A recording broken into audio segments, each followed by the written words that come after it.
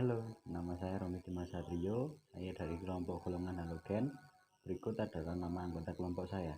Yang pertama ada Alfa Tanjung Surya Dwiki, yang kedua Bernardo Michiko, yang ketiga Andri Renoning, yang keempat Gracia Joyce, yang kelima Jeremy Jonathan, dan yang terakhir adalah saya. Yang pertama adalah kelimpahan unsur golongan halogen. Halogen adalah unsur-unsur yang dalam sistem periodik terletak pada golongan 7A yang meliputi fluorin, klorin, bromin, iodin, dan astatin. Unsur golongan halogen sangat reaktif, sehingga di alam hanya ditemukan dalam bentuk senyawanya. Halogen berasal dari bahasa Yunani dari kata halos yang berarti garam dan genos yang berarti pembentuk. Karena umumnya ditemukan dalam bentuk garam, kelimpahan unsur-unsur halogen banyak terdapat di lautan. Seperti ini contohnya. Sifat fisik dan kimia tabel sifat unsur halogen yang ada seperti tabel berikut. Halogen memiliki sifat fisik dan kimia. Untuk sifat fisik yang pertama adalah titik didih dan leleh. Titik didih dan titik leleh semakin ke bawah semakin bertambah. Hal ini dikarenakan adanya kekuatan gaya van der Waals antar molekul-molekul bertambah dari fluorin ke astatin.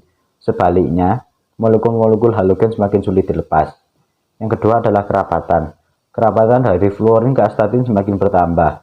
Kenaikan nilai kerapatan cukup drastis dari klorin ke bromin akibat adanya perubahan fase dari gas ke cair dan padat. Hal ini menunjukkan kekuatan gaya van der Waals bertambahnya dari fluorin ke iodin. Yang ketiga adalah kelarutan. Kelarutan halogen dalam air dari atas ke bawah semakin berkurang karena sifat nonpolarnya. Iodium tidak larut dalam air, melainkan larut dalam larutan klorin. Apa adalah sifat kimia? Sifat kimia yang pertama adalah daya pengoksidasi. Jari-jari atom dari atas ke bawah dalam satu golongan semakin besar. Hal tersebut mengakibatkan penarikan elektron oleh inti atom semakin sulit. Maka atom unsur F lah yang paling mudah menangkap elektron atau paling mudah mengalami reduksi atau oksidator kuat. Untuk cara pembuatan, yang pertama adalah cara pembuatan fluorin. Fluorin pembuatan unsur dan senyawa fluor dapat diperoleh dengan menggunakan proses Moissan. Dengan sesuai nama orang yang pertama kali mengisolasi fluorin, H. Moissan pada tahun 1886. Proses ini menggunakan metode elektrolisis HF terlarut dalam leburan KHF2. Yang kedua adalah klorin. Klorin dapat dibuat menggunakan 3 cara, yaitu proses deakon atau oksidasi.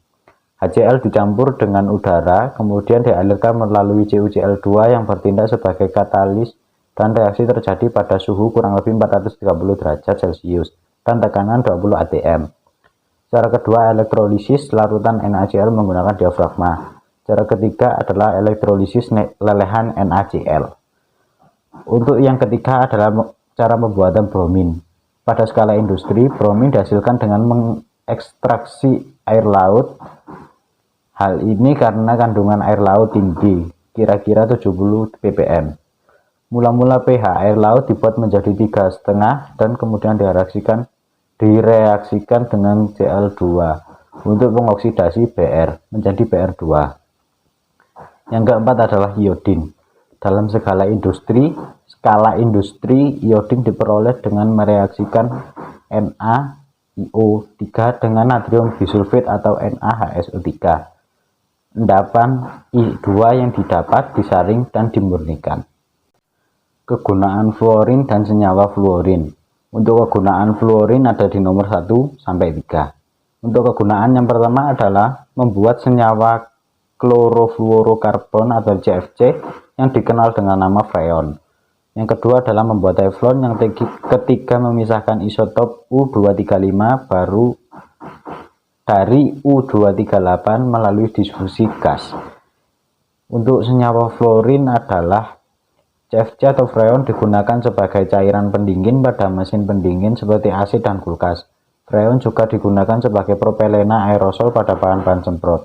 Penggunaan freon dapat merusak lapisan ozon. Yang kelima, teflon atau polieterafluoretilena. Monomernya CF2 sama dengan CF2, yaitu sejenis plastik yang tahan panas dan anti lengket serta tahan bahan kimia.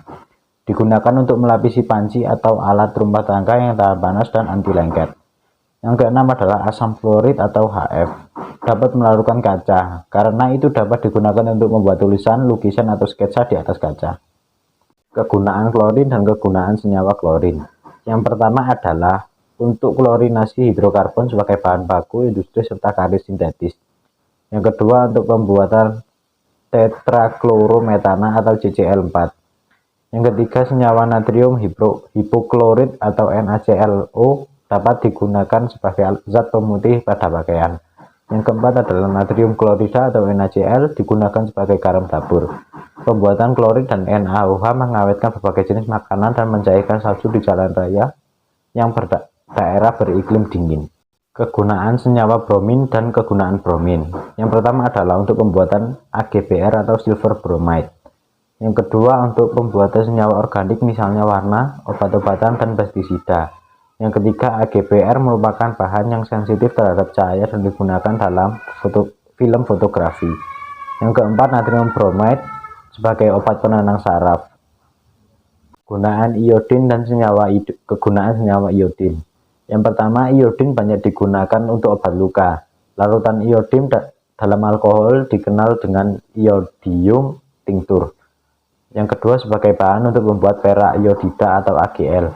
Yang ketiga, Kl digunakan sebagai obat jamur. Yang keempat, iodoform atau CHL3 digunakan sebagai zat antiseptik. Negatif halogen adalah yang pertama, CFC bereaksi dengan ozon menyebabkan berkurangnya lapisan ozon di atmosfer yang mengakibatkan pemanasan global. Yang kedua, pestisida DDT dari halogen tidak dapat terurai secara alami dan dapat terakumulasi dalam tubuh manusia melalui tumbuhan yang dikonsumsi.